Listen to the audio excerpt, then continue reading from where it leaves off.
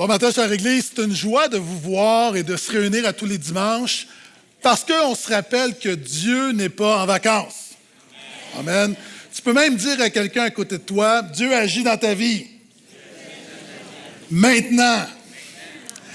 Et c'est une joie, encore une fois, de retourner dans la parole de Dieu, dans une thématique de 4 prédications sur le thème de la vie après la mort.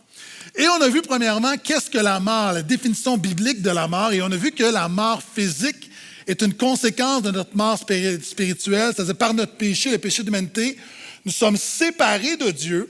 Et souvent, on a discuté à concevoir, mais comment je suis mort alors que je suis plein de vie? C'est comme le poisson que tu sors de l'eau. Est-ce qu'il meurt instantanément? Il gigote pendant un moment. Ta vie, tu peux gigoter pendant 75 ans. La réalité, c'est que nous sommes sortis de notre environnement, c'est pourquoi nous avons été créés, c'est-à-dire d'être en communion avec Dieu. Et notre vie sans Jésus est un poisson qui gigote. Tu peux dire à quelqu'un à côté de toi, tu es ce poisson. Et comme deuxième message, nous avons vu l'état intermédiaire, c'est-à-dire la définition de la mort, c'est la séparation du corps et de l'âme. Et alors que le corps meurt, l'âme continue de vivre. Et présentement, ceux qui meurent dans le Seigneur, qui sont morts dans le Seigneur, ont un avant-goût de leur état final. Donc, ils se réjouissent dans le Seigneur. Et ceux qui meurent sans Jésus, qui rejettent Dieu, ont un avant-goût également de leur état final. Et dans l'agenda divin, la prochaine étape, c'est le retour de Jésus. Amen.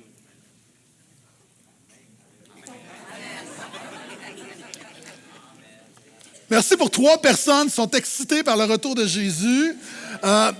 Jésus a dit de lui-même, il se donnait le titre du Fils de l'homme, qui est un titre prophétique dans l'Ancien Testament, qui est Dieu qui a établi le royaume de Dieu sur la terre. Il disait, lorsque le Fils de l'homme viendra dans la gloire avec tous ses anges, il s'assoira sur son trône de gloire.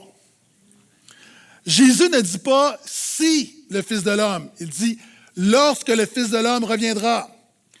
Jésus revient. Le Nouveau Testament en parle 200 fois. Jésus en a beaucoup parlé. L'apôtre Paul en parle une cinquantaine de fois. Les anges à la résurrection de Jésus en ont parlé. Les apôtres en parlent. Il y a des livres bibliques consacrés, notamment Thessaloniciens, consacrés au retour de Jésus. La question n'est pas est-ce que Jésus va revenir. Mon ami, Jésus revient. Et à son retour, Jésus dit qu'il va s'asseoir sur son trône de gloire. Pourquoi? La prochaine étape au retour de Jésus, la première chose qu'il va faire, c'est le jugement dernier. C'est même connu dans la culture populaire, on parle du jugement dernier. Maintenant, qu'est-ce que la Bible dit du jugement dernier? Au jugement dernier, il y aura une résurrection et ensuite, suite au jugement, ceux sans Jésus auront une honte éternelle, ceux en Jésus auront la vie éternelle. Et la semaine prochaine, on va parler de cette vie éternelle, mais ce matin, le titre de ma prédication, c'est « Comment se déroulera le jugement dernier? » Comment se déroulera le jugement dernier? Et pour nos amis qui nous visitent, juste te rappeler que la définition du christianisme, on pourrait dire, c'est la bonne nouvelle de la grâce de Jésus. Et comme je le dis souvent, le problème, c'est qu'on ne comprend pas la bonne nouvelle quand on n'a pas saisi la mauvaise nouvelle. Et pour comprendre la bonne nouvelle de Jésus, tu dois comprendre la mauvaise nouvelle du jugement dernier. Donc, sans plus tarder, ouvrons nos Bibles dans Apocalypse, 20e chapitre, versets 11 à 15. Et comme toujours, il y a un encouragement ce matin. Ce n'est pas seulement informatif, il y a une bonne nouvelle. Il y a voici ce pourquoi Jésus est venu. Donc, Apocalypse 20, versets 11, 15. Juste répéter à tout le monde, Jésus n'est pas venu pour améliorer ta vie. Jésus n'est pas venu juste pour te bénir, n'est pas venu pour que tu sois riche, n'est pas venu pour que tu sois en bonne santé. Jésus est venu te sauver de l'enfer éternel. Et tous ceux qui sont enfants de Dieu devraient dire un vrai Alléluia. Donc, c'est la raison d'être de Jésus, du christianisme. Voici ce que dit la parole de Dieu. Donc, c'est Apocalypse 20, tu peux dire Amen. Donc, voici ce que dit la parole de Dieu. Verset 11. Donc, c'est l'apôtre Jean qui a une vision. Puis je vis un grand trône blanc et celui qui était assis. Devant sa face, sans fuir la terre et le ciel, il ne fut plus trouvé de place pour eux. Et je vis les morts, les grands et les petits, debout devant le trône. Des livres furent ouverts, et un autre livre fut ouvert, qui est le livre de vie. Les morts furent jugés d'après ce qui était écrit dans les livres selon leurs œuvres. La mer donna les morts qui s'y trouvaient, la mort et le séjour des morts donnèrent les morts qui s'y trouvaient, et ils furent jugés chacun selon ses œuvres. Quand la Bible répète quelque chose, c'est que c'est un emphase, c'est important.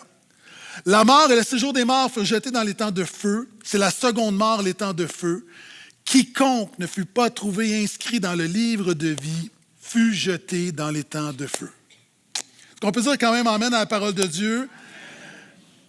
Maintenant, comment se déroulera le jugement dernier? La première chose, peut-être, c'est des gens qui nous visitent, et même pour des chrétiens, c'est souvent l'argument, c'est comment concilier l'enfer avec un Dieu d'amour. Si Dieu est amour, et non pas si Dieu est amour, comment concilier un enfer avec ce Dieu d'amour? Maintenant, je vais poser une autre question.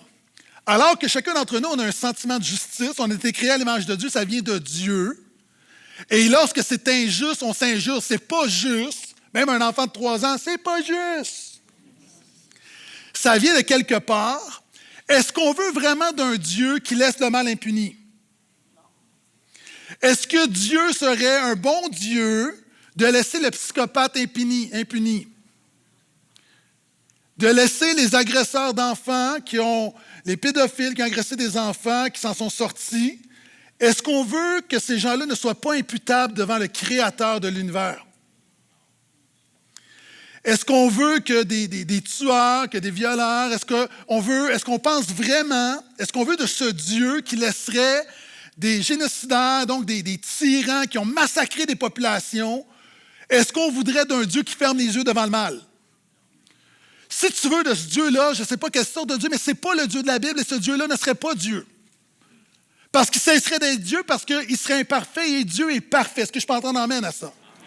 Est-ce qu'on veut vraiment que les esclavagistes, ceux qui font le trafic humain, ceux qui prennent des femmes, qui les vendent à droite et à gauche, que ces gens-là qui exploitent les autres, est-ce qu'on veut qu'ils soient non imputables?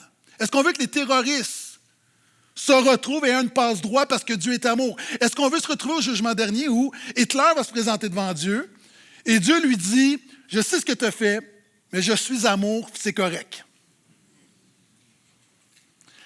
Est-ce que, et souvent, c'est pour ça la question est mal, c'est une mauvaise question, comment concilier un Dieu d'amour avec l'enfer? En fait, la question, c'est, l'amour implique l'enfer. Est-ce que des gens ici, vous aimez vos enfants? Merci pour 2 personnes qui aiment leurs enfants. Est-ce que tu laisses faire tes enfants ce qu'ils veulent? Est-ce que tu laisses tes enfants, est-ce que tu laisses tout passer? Est-ce qu'il t'arrive je sais que c'est pas populaire de dire ça aujourd'hui, est-ce qu'il t'arrive de punir tes enfants? Amen, pasteur. Ah, quand tu vois un parent qui n'intervient pas quand son enfant fait le mal, est-ce que tu dis, mais quel bon parent plein d'amour? Non, tu dis, c'est un mauvais parent. Right? La réalité, c'est que être un bon parent implique l'amour, mais implique la justice également. Donc, Dieu est amour. Amen. Mais l'amour de Dieu n'exclut pas la justice, elle implique la justice. Et c'est pourquoi la grande vérité que la Bible nous enseigne, c'est que Dieu ne laissera pas le mal impuni. Dieu ne laissera pas le mal impuni. À un point tel qu'il nous a envoyé un save the date. Réserve la date. Tu reçois ça quelquefois par courriel. Réserve la date. Dieu, dans le calendrier divin, il a déjà fixé un jour où il y aura le jugement dernier. Acte 17 dit qu'il a fixé un jour où il jugera tout le monde selon sa justice et il en a donné une preuve digne de foi en ressuscitant Jésus d'entre les morts. La résurrection de Jésus est une preuve que la justice de Dieu ne sera pas tassée, banalisée. Dieu a fixé un jour. L'Ancien Testament l'appelle le jour du Seigneur. Le Nouveau Testament l'appelle le jour de Christ, le jour de la colère. Dieu a fixé un jour où il ne laissera pas le mal impuni.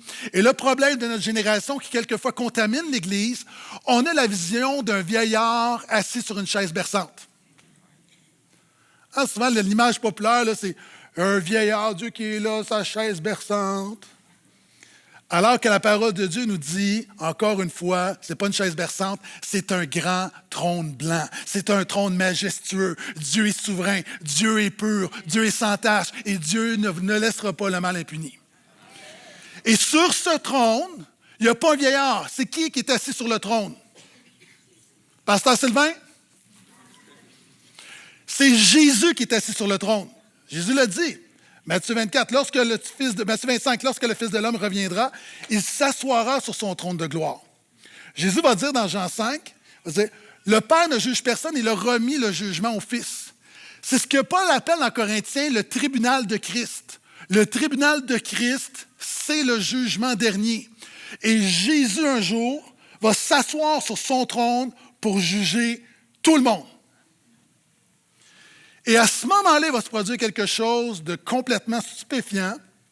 Regarde ce que dit la parole de Dieu à la fin du verset 11. « Puis je vis un grand trône blanc, et Jésus qui était assis devant sa face. Sans fuir la terre et le ciel, il ne fut plus trouvé de place pour eux. » Dans le déroulement du jugement dernier, la première étape, Jésus s'assoit sur le trône pour ne pas laisser le mal impuni, et l'univers fuira devant Jésus. Le ciel et la terre, c'est un mérite, ça veut dire c'est une totalité, c'est l'univers. Imagine, à ce moment-là, l'immensité de l'univers, devant Jésus. Puis il y a des gens ici, tu comprends mal ce passage-là parce que ton Jésus n'est pas assez grand. Même des chrétiens, ta conception de Jésus n'est pas assez grande. C'est pourquoi souvent il y a des versets que je répète depuis des années. Tu sais, quand la Bible dit que tout a été créé par Jésus, pour Jésus et en Jésus.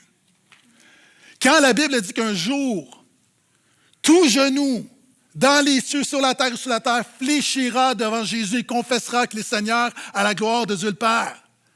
Ça veut dire qu'un jour, non seulement l'univers va être ébranlé devant la gloire et la majesté de Jésus, mais les démons et les anges vont se prosterner devant lui, les vivants et les morts.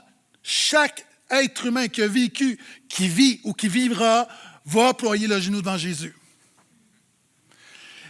Et pour comprendre, c'est-à-dire même, la Bible dit que l'univers ne peut même pas contenir la gloire de Dieu. À ce moment-là, on va réaliser que vouloir limiter la gloire de Jésus, c'est comme tenter de prendre l'océan Atlantique et de le mettre dans ta piscine. C'est que Jésus est plus grand que tout ça. Et la Bible dit que l'univers va fuir. Pourquoi? Parce que la terre et la création vit les conséquences de nos péchés. Tu vois ça, Genèse 3, une condamnation. Romains 8 dit que la création vit les douleurs de l'enfantement, a été soumise à la futilité. Et cet ordre des choses est appelé à disparaître parce que Dieu va créer un nouveau ciel et une nouvelle terre. Tu as le droit de dire Amen. Et ce qui va prendre place ici à ce moment-là, c'est que les premières choses, on dit, hey, le ciel et la terre vont fuir devant Jésus, mais il n'y aura pas de place pour eux. Imagine, l'univers va vouloir fuir devant la majesté glorieuse de Jésus. Et toi, tu penses que tu vas pouvoir te tenir devant lui et le regarder dans les yeux. Vous savez, cette semaine, il y avait une éclipse solaire, puis on disait, ne regardez pas le soleil. Mettez des lunettes spéciales. Restez chez vous, dans votre sous-sol, cachez-vous. Et nous, on pense qu'on va regarder Jésus à ce moment-là. Il va y avoir une révérence, il va y avoir quelque chose de grandiose qui va prendre place. Et ça dit que la création va vouloir même se cacher. Un peu comme lorsque tu lèves la pierre, puis la bébite va tenter de se cacher devant la lumière. Cet univers qui est si vaste, si immense, ne fera pas le poids devant la majesté glorieuse du Seigneur Jésus-Christ, le Roi des rois.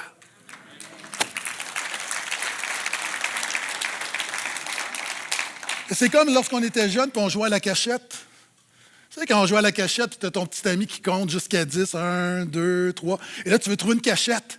Puis là, l'endroit que tu avais prévu à aller, tu arrives, puis là, il y a déjà quelqu'un. Puis là, tu changes de place. Hein? Puis là, 10, il se retourne, puis là, tu es comme...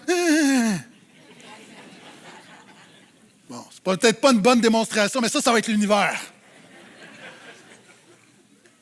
Et si c'est le cas de l'univers, imagine chaque personne ici.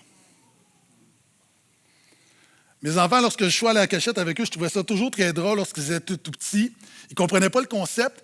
Et là, je disais, OK, papa va compter jusqu'à 5, va te cacher. Puis là, je me retournais. Puis là, il était debout dans le salon, puis il se cachait les yeux. Parce que lui ne me voit pas, il pense que moi, je ne le vois pas. Ça, c'est notre monde qui refuse de voir Dieu, qui pense parce qu'on ne regarde pas Dieu, qu'on ne veut pas croire en Dieu, que Dieu ne nous voit pas. La Bible dit qu'il n'y a rien d'invisible devant lui. Il n'y a rien d'invisible aux yeux de celui auquel nous devrons rendre des comptes. Donc, l'univers fuira devant Jésus. Et ce qui va passer ensuite, c'est que les morts ressusciteront pour être jugés. Et je vis les morts, verset 12, les grands et les petits debout devant le trône. À un moment donné, on va ouvrir les yeux. Et alors qu'on va être dans quelque chose, un entre-deux où les premières choses seront disparues, on va faire face à ce trône blanc et Jésus qui était assis pour nous juger. Et la réalité, c'est qu'on va tous se retrouver là. Et probablement que lorsqu'on va ouvrir les yeux,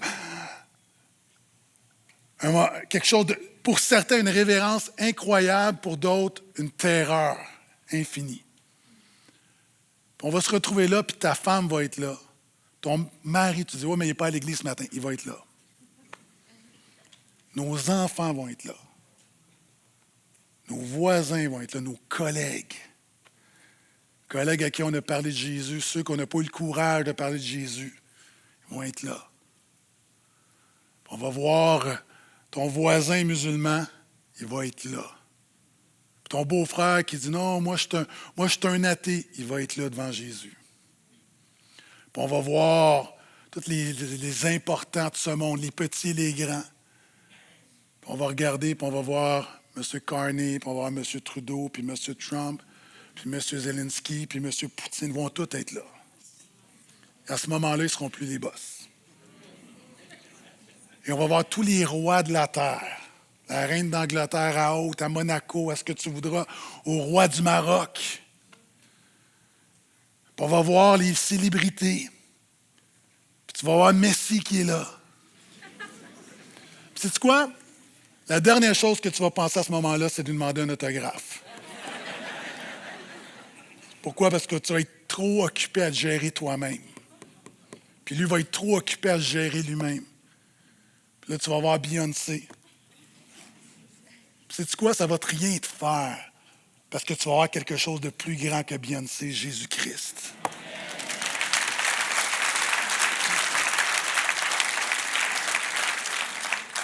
Même chose pour Taylor Swift. Nomme-les Ben Affleck. Et l'humanité va être là, devant Jésus, prêt à passer en jugement. Et non seulement les personnages présents, les personnages passés, les Jules César de ce monde, les Alexandre le Grand qui va être terrorisé devant Jésus, les Napoléons, etc. Et voici ce qui va se passer. Des livres vont être ouverts avec toutes nos œuvres. Et à ce moment-là, quatrièmement, c'est ce qu'on voit, c'est que toutes les pensées, les paroles et les actions seront révélées. Hein, souvent, on voit le jugement dernier, puis on voit ça comme vite, là, comme Jésus dit, OK, passe, oui, non. Non. Dieu est un juste juge et il va examiner ta cause très, très, très attentivement. Et la parole de Dieu nous enseigne qu'à ce moment-là, nos pensées vont être révélées. Même nos pensées. Wow! C'est ce que Paul va dire dans Corinthiens. Il va dire à un moment donné, il va dire, lors du jugement dernier, Dieu va révéler les desseins des cœurs. Et pour plusieurs d'entre nous, tu vas te sentir comme, vous savez, quand tu es au travail, puis ton boss, tu critiques ton boss, tu envoies un courriel à ton collègue ou à ton ami pour critiquer ton boss, mais tu te trompes, tu l'envoies à ton boss. Ah, déjà, ça t'est déjà arrivé, hein? Et tu sais, le moment où tu fais ça et tu réalises, tu sais, ce moment-là où tu veux effacer, mais tu ne peux pas effacer. Mais prends ce moment-là fois 1 milliard, où tout va être révélé, et là, tu ne pourras rien reprendre. Et la parole de Dieu nous dit, non, Jésus va dire non seulement tes pensées, tes paroles, toutes les paroles, tout ce que tu dis que tu penses que personne ne t'entend. Jésus dit ce qu'il dit dans la chambre à coucher sera crié sur les toits. Ce que tu ne sais pas, c'est que tu as une enregistreuse autour du cou. tout ce que tu dis. Encore une fois, le livre veut dire quoi? Les livres, ça veut dire que tout est noté, rien ne sera oublié. Et plus toutes tes actions. Toutes tes actions. Hein, le film de ta vie, où c'est comme si, présentement, j'allais te voir, je prenais ton téléphone, puis je fais un partage d'écran, puis on regarde ton téléphone. Qu'est-ce qu'il y a dans ton téléphone? Toute ta vie, tes photos. Oh, oh, oh, oh. Les messages, l'historique. Pour comprendre le jugement dernier, c'est ça, c'est que tout sera exposé. Et chacun sera jugé selon ses œuvres. C'est ce que la Bible dit. Chacun sera jugé selon ses œuvres. Et reste avec moi, il y a une bonne nouvelle, mais tu as besoin de comprendre le processus. Parce que du monde dit, non, moi je ne passe pas ça. Mon ami, écoute, peut-être que je parle de toi, là. Chacun sera jugé selon ses œuvres. Et permettez-moi, vous savez, il y a des gens du portail, on vous annonce la bonne nouvelle à toutes les semaines. Il y a des choses que vous avez déjà entendues. Permets-moi, mon but, ce n'est pas d'être original ce matin. Permets-moi, donne-moi 3 minutes, parce qu'il y a des gens qui sont ici pour la première fois, des visiteurs ou des chrétiens même qui doutent, qui ont besoin, qui ne comprennent pas pourquoi un jugement dernier. Des gens peut-être qui écoutent ça et ramassent ça quelque part sur Internet. Donc, il y a des choses que tu as déjà entendues. Permets-moi de répéter des choses, parce que le but, ce n'est pas d'être original, c'est d'être efficace. Et il y a des gens qui ont besoin de l'entendre pour la première fois. Pourquoi? La question, c'est, mais je suis une bonne personne. Pourquoi me juger selon mes œuvres? Je suis une bonne personne, je fais mon poste, je ne suis pas si pire. Et toujours la question que la Bible nous pose, c'est sur quelle base es-tu une bonne personne?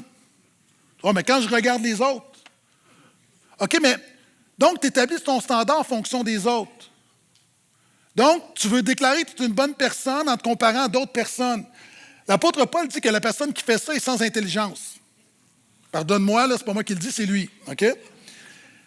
Pourquoi ça n'a pas de sens? OK, mettons qu'on va en prison.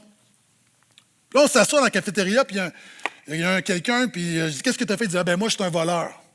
T'es-tu une bonne personne? Il dit, oui. Je dis, mais t'as volé. Il dit, oui, mais je suis un voleur, mais je ne suis pas un fraudeur.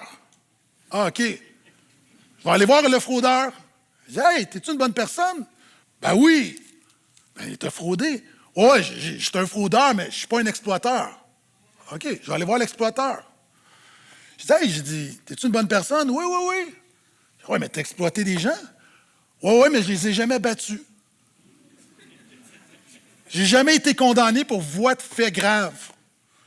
OK, je vais aller voir le gars qui a été condamné pour voie de fait grave. Il a battu quelqu'un. Je dis, puis toi, t'es-tu une bonne personne? Oui. Là, c'est parce que je viens d'en passer une gang, là, puis il m'envoie à toi. Je dis, oui, c'est vrai qu'il m'est arrivé de battre des gens, j'ai cassé des jambes, j'ai cassé des nez, mais je n'ai jamais tué personne. Fait que, OK, fait que là, je vais aller voir le tueur. J'ai dit, toi, t'es-tu une bonne personne? Il dit, oui. Je dis, oui, mais t'es un tueur. Il dit, oui, j'en ai tué juste un. T'as pas vu tous les gens que j'ai laissés en vie, par exemple? Et la réalité, c'est que je pourrais continuer. Puis là, je vais aller voir le tueur en série. Je dis, toi, t'es-tu une bonne personne? Il dit, oui, j'en ai tué 10. Mais je suis pas Hitler. Donc, tu vois, tu te compares. Comment tu compares que tu es une bonne personne? Tu dois te comparer à un critère moral objectif, au critère de la parole de Dieu. Et tu seras jugé sur la base de la parole de Dieu. Et par exemple, tout le monde, même si tu es un non-chrétien, tu connais les 10 commandements. Ne serait-ce que les 10 commandements. Tu ne passes pas. Même moi, je ne passe pas. Tu dis, je les vois, j'ai jamais. Ouais, je suis quand même une bonne personne. La Bible dit que quiconque qui enfreint un commandement est coupable envers toute la loi. La réalité, c'est que par rapport à la parole de Dieu, nous sommes coupables. Le premier commandement dit, Dieu sera numéro 1 dans ta vie. Qui ici, Dieu a toujours été numéro 1 et toujours numéro 1 dans ta vie? Je vais être hyper transparent. Je suis un pasteur. Je suis toujours à l'église entouré de chrétiens. J'aime Jésus et je me bats pour qu'il soit numéro 1 dans ma vie. Fait que je pense que mon expérience est aussi pas mal celle de plusieurs personnes. Donc, est-ce que Dieu a toujours été numéro 1? On pourrait prendre les commandements qui disent « Tu ne voleras point ». Tu dis « Mais je ne suis pas un voleur ». Ah ouais? Tu n'as jamais payé des travaux noirs? Tu n'as jamais comme volé un peu tes pauses, un 5 minutes de plus, un 10 minutes de plus? Jamais volé des minutes à ton boss? Je parle aux gens de l'Église. Toujours payé tes impôts, tu n'as toujours jamais volé. Tout ce que tu as chez toi t'appartient. Tu n'as jamais emprunté quelque chose à long terme. La Bible dit, tu ne commettras pas d'adultère. Tu dis, ben voyons, c'est pas moi. Jésus dit, quiconque convoite dans son cœur a commis adultère. La Bible dit, tu ne commettras pas de meurtre. Tu dis, mais non, j'ai jamais commis de meurtre. Jésus dit, quiconque se met en colère contre son frère a commis un meurtre dans son cœur. Tu dis, mais c'est quoi le rapport? Jésus dit que le péché, c'est pas ce que tu fais, c'est ton cœur. C'est la même crasse qui est dans ton cœur. Tu es juste au début du processus.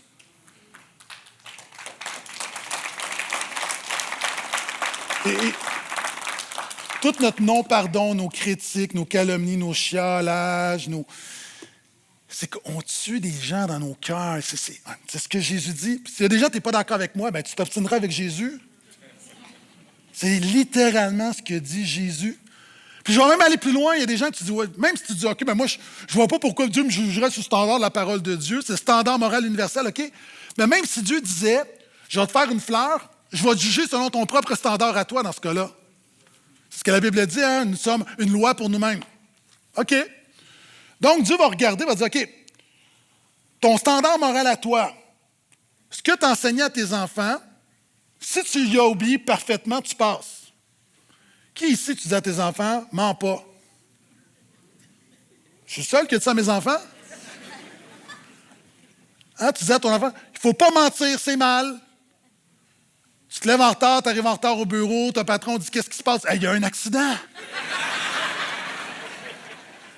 Tu vois, on ne respecte même pas notre propre standard. C'est vrai, les conseils qu'on donne aux autres. Hein, on est bon pour donner des conseils. Combien de conseils qu'on donne qu'on ne pratique pas?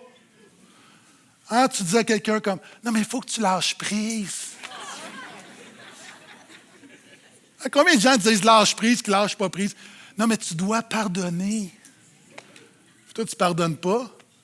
Tu ne devrais pas parler comme ça. Tu parles comme ça.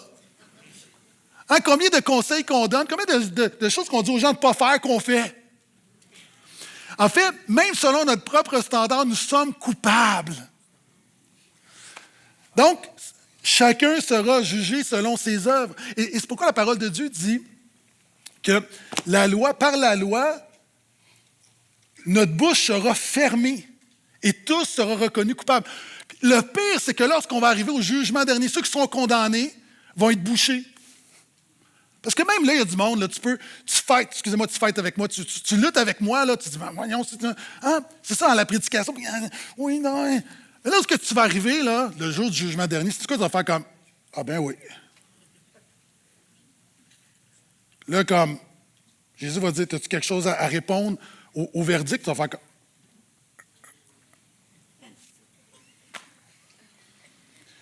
Dieu est un juste juge et il est bon, il est amour, mais sa justice, elle est parfaite. Est-ce qu'ils ont...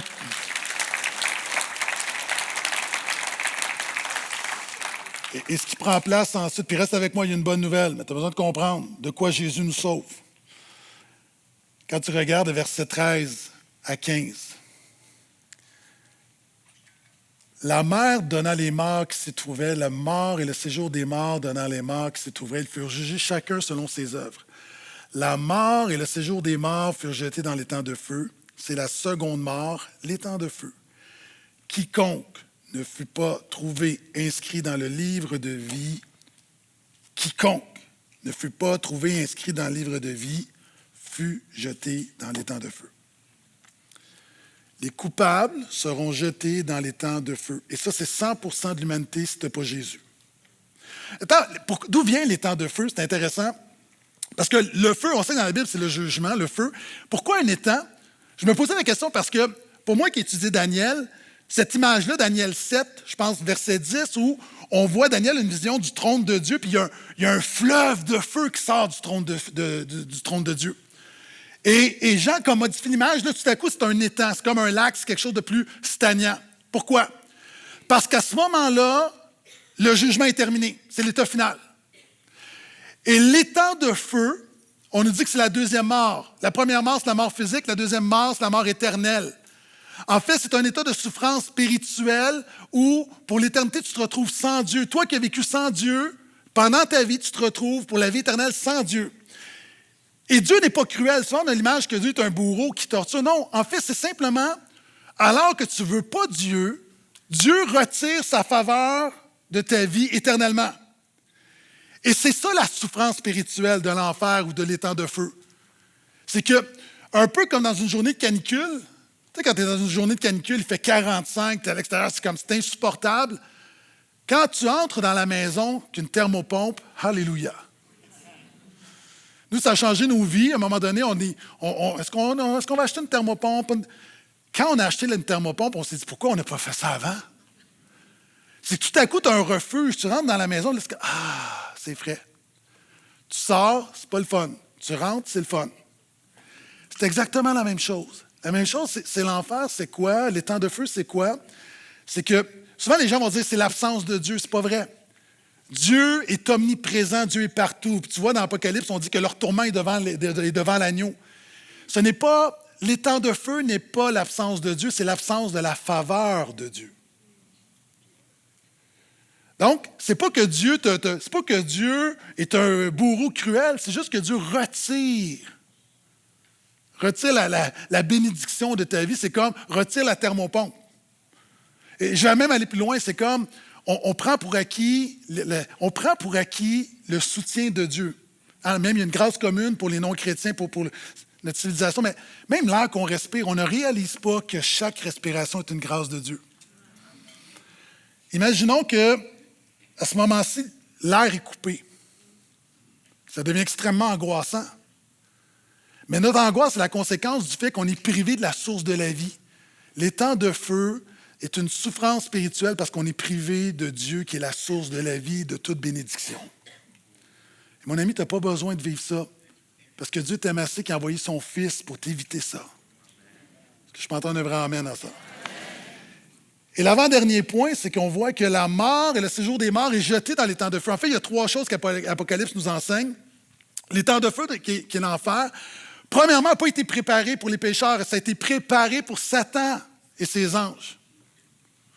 Donc, c'est pour ça que ça a été préparé. Dieu n'a pas créé l'être humain pour l'enfer, il l'a créé pour être en communion avec lui. Donc, la première chose qu'on voit, c'est que Satan est là, il est garoché là-dedans. Il ne règne pas là, il est garoché là-dedans. On voit ceux qui sont jugés, qui sont coupables, qui ont été jugés selon leurs œuvres. Et on voit qu'ensuite, la mort et le séjour des morts est jeté dans le temps de feu. C'est quoi? Qu'est-ce qu'on veut nous dire ici?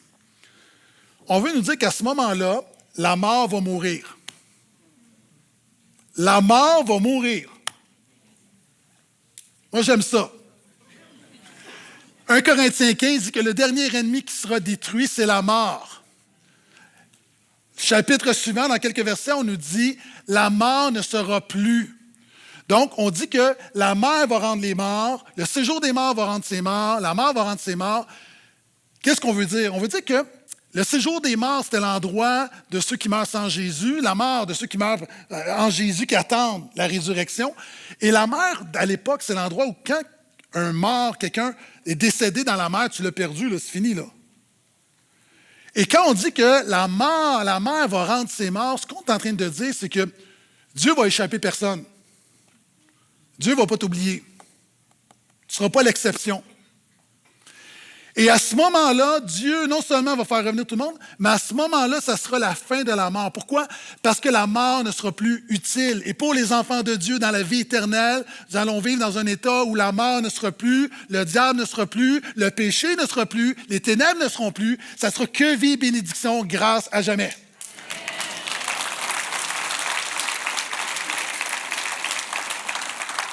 Et permettez-moi de répondre à une question. Je n'avais pas prévu de traiter cette question-là. J'en ai parlé peut-être une ou deux fois, mais quelqu'un m'a posé la question. Les gens qui m'ont posé la question la semaine passée. Oui, mais qu'est-ce que la Bible dit sur lorsqu'on meurt, sur la crémation, sur est-ce qu'il y a un commandement, l'ensevelissement, est-ce que c'est mieux d'être enterré, est-ce qu'on peut être incinéré? La Bible ne donne pas de commandement.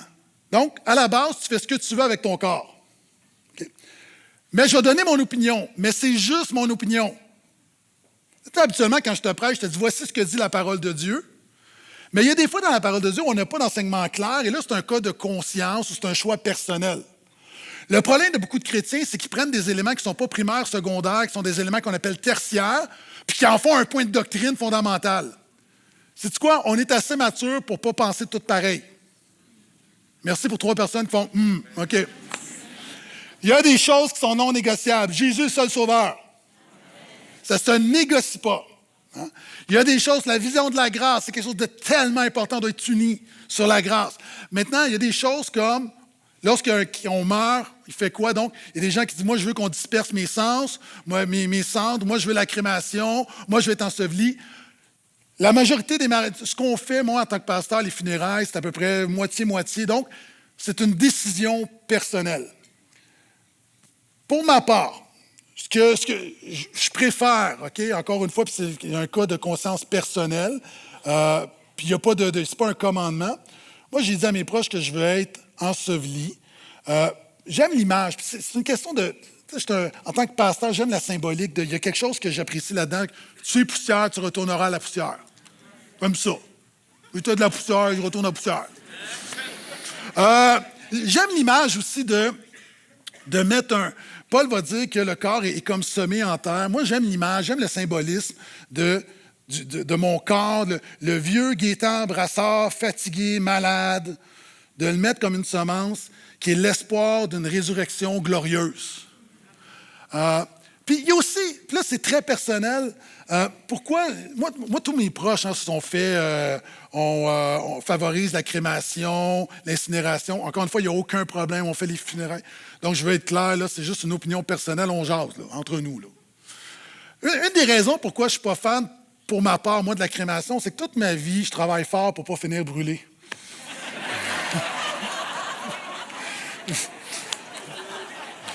J'essaie juste d'être cohérent avec moi-même. Tu sais, Mais, encore une fois, que tu sois incinéré, dispersé, le Seigneur connaît ceux qui lui appartiennent, tu auras tous tes morceaux à la résurrection. Est-ce que je peux entendre amène à ça?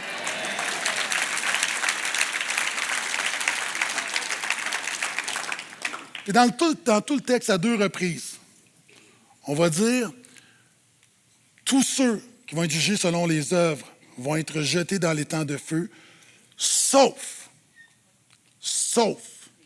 ceux dont le nom est inscrit dans le livre de vie. Donc, permets-moi de refaire le déroulement. Donc, 1, Dieu ne laissera pas le mal impuni. 2, l'univers fuira devant Jésus, pour que tu comprennes vraiment toute la gloire de Jésus.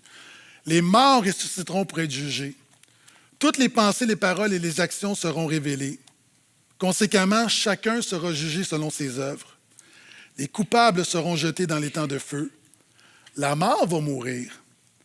Et surtout, ce que ce texte nous enseigne, c'est que ceux qui mettent leur confiance en Jésus sont inscrits dans le livre de vie. Si tu mets ta confiance en Jésus, si tu mets ta foi en Jésus, ton nom est inscrit dans le livre de vie. C'est quoi le livre de vie? Encore une fois, Apocalypse nous en parle. On parle du livre de vie de l'agneau immolé. C'est quoi ce livre-là? C'est le livre de Jésus. C'est le livre de l'œuvre. Alors que tu as les livres de toutes les œuvres de l'humanité, ça, c'est le livre des œuvres de Jésus et de ceux qui se confient en lui. Pourquoi qu'on l'appelle le livre de l'agneau immolé? Parce que dans la religion de l'époque, lorsque tu voulais le pardon, tu sacrifiais un agneau. Tu immolais un agneau.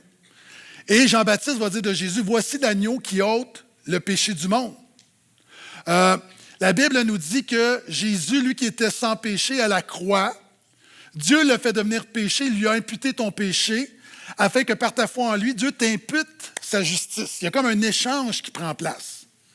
La parole de Dieu nous dit encore une fois que Dieu est un juste juge et la solution de Dieu, la justice de Dieu doit être satisfaite. Dieu ne peut pas simplement passer l'éponge sur le pécheur, sinon il cesserait d'être un bon juge et d'être Dieu. Dieu, sa justice doit être satisfaite. Et la manière, alors que nous, on ne peut pas l'accomplir, sa justice, il a envoyé Jésus pour accomplir sa justice. Et en imputant les œuvres de Jésus, il nous fait grâce. Et c'est comme ça qu'on est sauvé. Donc, c'est le moyen de secours de Dieu. Et la parole de Dieu dit que celui que Jésus ne vient pas en jugement. Donc, en fait, ce qu'on voit ici, le jugement dernier, pour l'enfant de Dieu, tu ne vis pas ce jugement-là. Pourquoi? Parce que Jésus, à la croix, a porté l'enfer pour toi afin que tu ne vives pas l'enfer. L'étang de feu a été déversé sur Jésus afin que tu ne vives pas l'étang de feu. Et Dieu, dans son amour, parce qu'on dit encore, oui, mais si Dieu est amour, comment l'enfer existe? Dieu a tant aimé le monde qu'il a donné son Fils afin que quiconque croise en lui ne périsse point, mais qu'il ait la vie éternelle. Et en fait, lors du jugement dernier, puis je l'ai souvent enseigné, nous allons être jugés chacun par des œuvres. La question, c'est ceux dont leur nom est inscrit dans le livre de vie, c'est que Dieu va te juger selon les œuvres de Jésus. Ah, c'est ça la justification par la foi. Dieu déclare juste le coupable. Comment? Parce que quelqu'un qui a fait ce que tu ne peux pas faire, il a accompli sa justice. Jésus, ses pensées ont toujours été pures, ses paroles ont toujours été bonnes, ses actions ont toujours été correctes. Et lorsque je vais me présenter devant le jugement, quand on va regarder à Gaétan Brasson, on va ouvrir le livre, puis je te garantis que si on me jugeait selon mes œuvres, avec toute ma moralité, je ne passe pas. Et j'aurais honte qu'on présente mes œuvres, mes paroles, mes pensées, mes actions. Même si je tente d'avoir une belle vie morale, sainte, mon cœur est pécheur et j'ai besoin d'un sauveur. Et j'aurais honte qu'on présente, lors du jugement dernier, que ma vie soit exposée. Mais gloire à Dieu, quand on va regarder à toute la saleté de mes œuvres, ça va être couvert de rouge. Le sang de Jésus va masquer mes œuvres. Et pourquoi j'ai la vie éternelle? À cause de Jésus, pas à cause de moi. Lorsque j'étais, je pense, en secondaire 2, dans un cours d'art plastique, on avait une peinture. Toute l'année, on devait faire un tableau. On avait un cours, justement. Et notre professeur était un artiste quand même reconnu. Et pendant l'année, alors que nous, on faisait nos barbeaux, là, on essayait du mieux possible. Puis lui a fait un tableau, là, c'était une fresque, c'était magnifique. Et je me souviens, vers la fin de l'année, il avait tout terminé. OK? Et à un moment donné, il est sorti pendant un cours, je pense qu'il était aux toilettes, quelque chose comme ça. Puis j'ai un de mes amis qui, lui, a eu la très mauvaise idée d'aller signer son nom sur son tableau. Ouais. Puis il a signé son nom. Puis je pense qu'il restait à peu près juste ça là, à signer. Et quand mon professeur est arrivé, il était tellement en colère. Il avait mis des heures et des heures et des heures, puis il dit, mais c'est tellement mal ce que tu as fait. C'est mal de s'approprier l'œuvre d'un autre. Sais-tu quoi? Lors du jugement dernier, Jésus va présenter son chef-d'œuvre, puis il va dire, signe-le, mes œuvres sont tes œuvres. Tu peux t'approprier mes œuvres par la foi.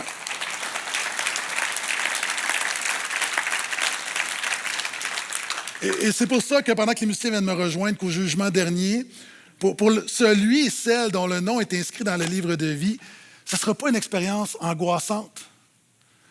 On va se présenter dans la louange, dans la reconnaissance, dans la paix. Tout ça à cause de Jésus. Il y a des gens qui sont devant moi ce matin. Et le drame, c'est qu'on va se retrouver un jour au jugement dernier devant le grand trône blanc. Des gens là, qui sont ici, on est à quelques mètres des uns des autres. Puis on n'aura pas du tout la même expérience. Il y a des gens, là, même, vous êtes assis un à côté de l'autre. Puis il y en a un qui va se diriger vers l'étang de feu et l'autre vers la vie éternelle.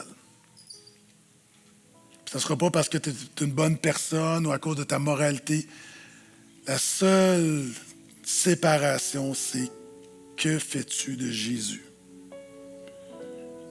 Dieu est Dieu, l'humanité est sa création, l'humanité s'est révoltée, a péché. Dieu nous aime, Dieu a établi un plan de secours, il a envoyé son Fils. Il te demande de te repentir, de mettre ta foi en lui pour t'éviter ça. Vous savez, souvent on l'oublie, mais le message du christianisme, c'est pas Jésus est venu embellir ta vie, Jésus est venu te sauver de l'enfer éternel. Si on résume, là, c'est ça, là.